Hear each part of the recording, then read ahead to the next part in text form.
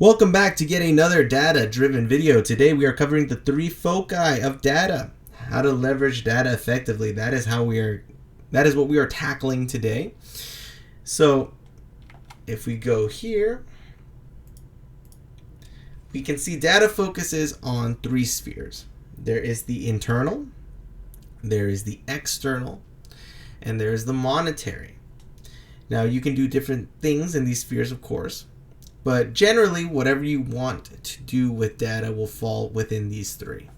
So with that being said, what is the internal aspects, the internal sphere of data?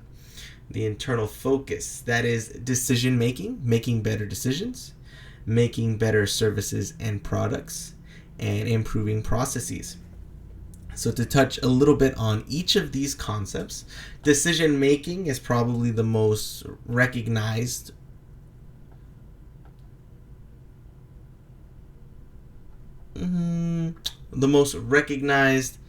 pattern of use for data. We like to make better decisions with data. We like to evaluate if our decisions are working out the way we want it to with data. And ultimately, we want to project. We're all constantly in projections saying, hey, if we do this, does that mean this will happen most likely? Of course, it's always most likely. We never know for certain. Don't let anyone make you believe that with enough data you can predict the future. It is wrong. But you can get a pretty accurate idea. It's never 100%, but you can get pretty surprisingly close. Maybe like 90. But it also can go completely wrong the next day with new factors changing. Moving on, and that becomes a hour-long discussion on its own on the philosophy of how much data do you need in order to make a decision before you feel confident. We go to making. Actually, wait, one word. When it comes to decision making, there's something that in businesses that is often used, and I would be doing a disservice to not mention it to you. That would be the dashboard and the KPI metrics, otherwise known as key performance indicators. If you've worked in an office, in a business setting, these words should be familiar. These acronyms should be familiar. Otherwise, it is something you will have never heard. And it took me a couple years working for me to even understand what a KPI was and why it was important. And without going too far into detail, a dashboard is just a collection of metrics and visualizations that we will, of course, get deeper into later. But think about it as just pictures. Think about a bar chart or a line graph, something you've seen as a stock market indicator. You normally see a line graph to see the history of a stock's performance. And the KPI would be something like, if you run a merchandise warehouse, a restaurant. If you run a restaurant, one of the KPIs you will probably keep an eye on is cost of goods sold. You want to make sure you are not using too much food in proportion to how much you're making to the point where you are losing money on a sale. So if your COGS are at 101%, that means with all the stuff you sold, you actually had to spend money to sell it. More than you brought in. That's a problem. So that culminates the internal decision-making aspect. Those kinds of the KPI and the internal dashboards. And then next comes making better services or products. And the best example of this is Microsoft Windows. So way back in the day, Microsoft released with Windows XP, for those of you who remember, error reports, anonymous error reports. So when something would crash on your Windows device, on your Windows computer, it would send the information on what occurred up to the lead up into the crash, which were these dump files, to Microsoft. And through this network of error reports that kept coming through, they were able to determine what were the most common errors that users were encountering.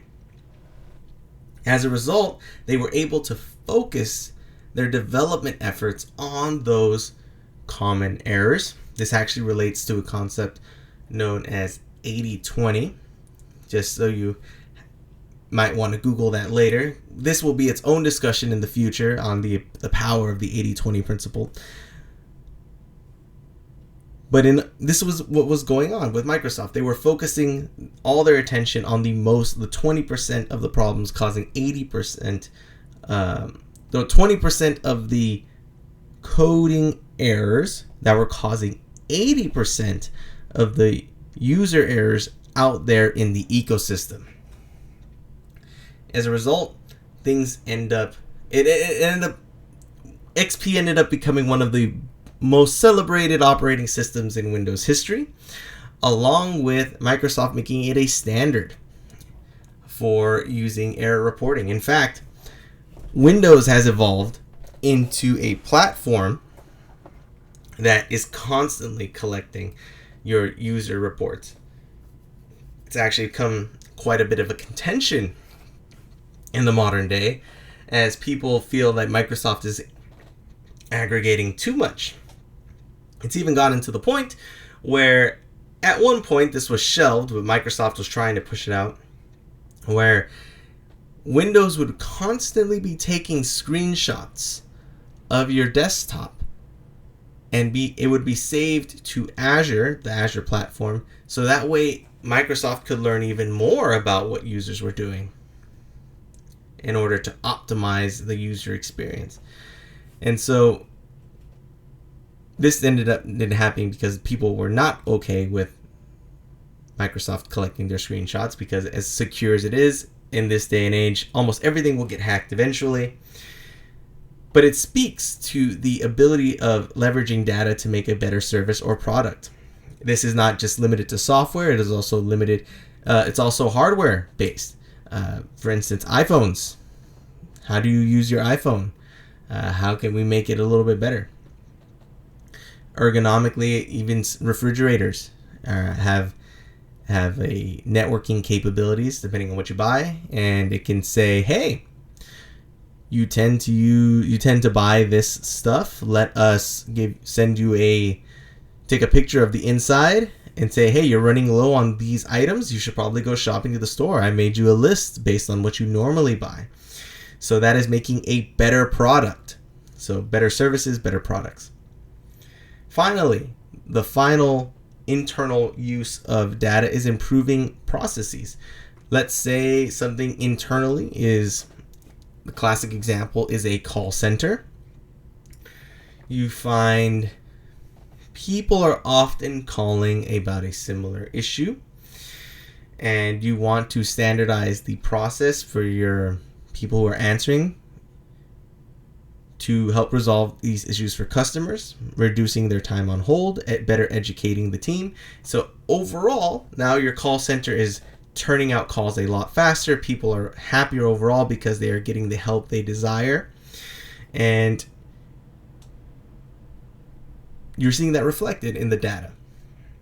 So in the internal use case, improving processes really means bringing down usually tedium that exists. So there we go. There we covered the three things: decision making, making better services and products, and improving processes. Those are all the internal foci of data. External, we have understanding customers and clients, understanding the competition, and regulatory reporting. So understanding customers and clients, this should go with just understanding the trends that your customers or the clients may be facing. If you offer multiple products, you have an extensive line of products, maybe clients are gravitating towards one more than the other, and maybe that requires you rethinking your strategy and saying, maybe I shouldn't offer as much as I do because it's costing me money to keep this stuff in inventory. It's costing me money to order the minimums required to get this back in stock, and it's not selling that much. Sometimes it's better to just cut the extensive list that you've grown and focus a little bit more on effective measures. And that comes with understanding what your customers want, understanding what they're buying, and it's really being in tune with that. And that's the external focus, and we're looking at the outside of the organization. And then with that comes understanding the competition. What are people around you doing? Well, how much of the market do they own? What are their users saying about their products? Why do they choose them? Is that something we can compete on? Is that something we can innovate on? That is part of understanding what your competition is doing. So not necessarily looking at your customers and clients, but looking at people who choose not to buy from you. And finally, while it does have a bit of an internal component to it, meaning you are getting data from the inside, there is regulatory reporting, meaning what are you putting out there to the external base that might be reading your data in order to make a decision. This typically applies to publicly traded companies. They have to post their financials. That is data that they are posting out there. That is information, and that is people who ends up using that are the investors in the company, prospective investors as well, who might be on the fence of whether to choose to be with you or not, invest in your company. So those are the three external factors when it comes to, or not external fact, the external foci of data, the external sphere. Understanding customers and clients, understanding competition, and regulatory reporting. Finally, monetary. So you get to be a data broker and have higher data modeling prowess. So all of this comes down to is using data to make you money. If you have enough data, you can become rich. Facebook has done it by having a network of users, a network and a profile for each person with Meta, but Meta's Facebook, having a profile for every user, being able to have targeted ads, and basically being able to offer the list of, hey, I got people who are interested in the kind of product you're selling. Do you want access to them? I'm going to charge you. And that is Facebook ads.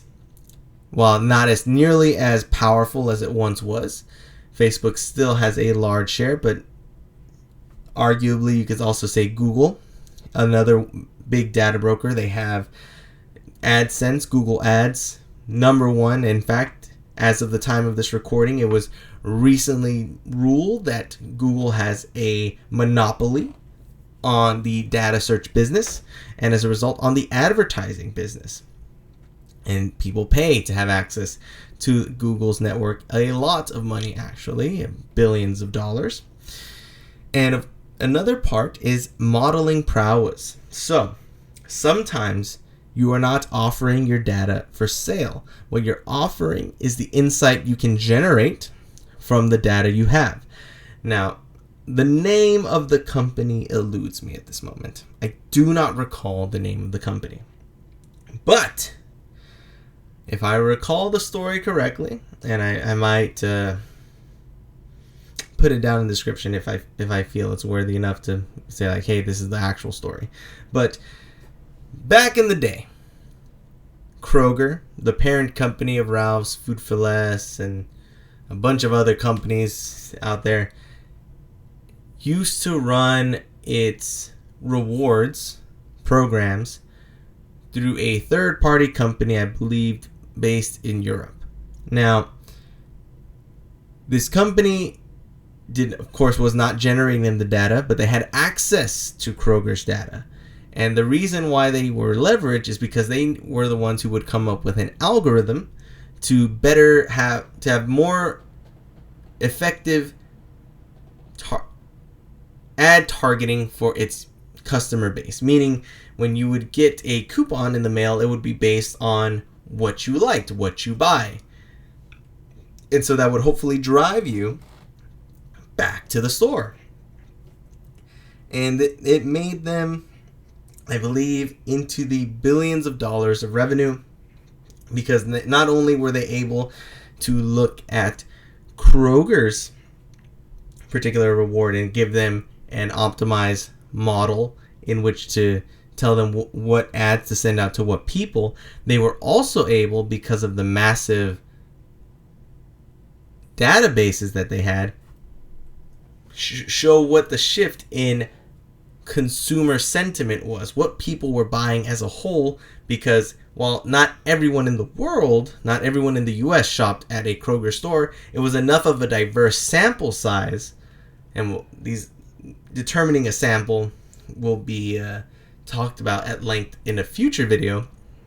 It was enough of a sample size so they can actually start giving out meaningful insight to the industry as a whole on what people were buying, and that was valuable. That was exceedingly valuable. So much so that eventually Kroger decided, we are going to do this a different way. I believe they went to moving the rewards program in-house. So we are removing access to our data.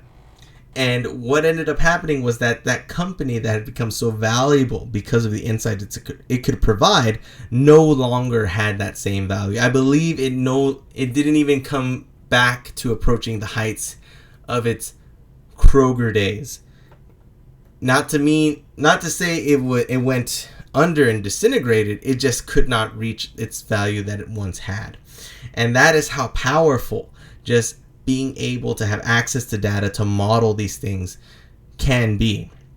And why, when you have enough, usually when you reach the world of massive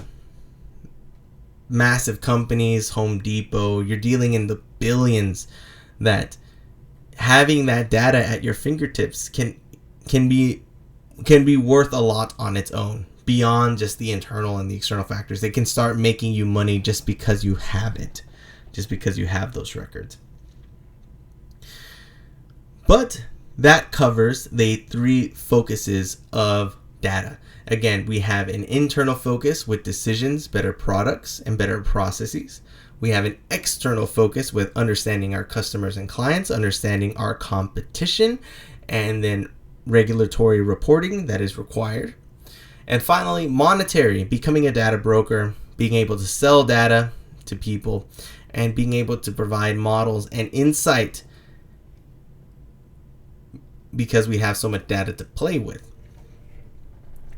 Consider how you can use data where you're at today. Most often, the lowest hanging fruit is the internal uses. As you get external, it becomes a little bit more difficult, and monetary is usually left for the select few companies that actually are dealing with enough volume of data to become valuable from enough diverse people and diverse sections of the country and the world.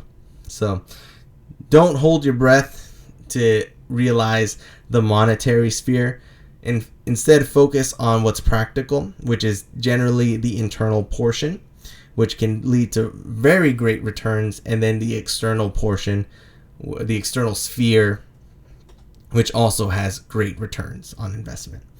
Until next time, stay data driven. It's Patrick with Databytez. Have a good one. Bye.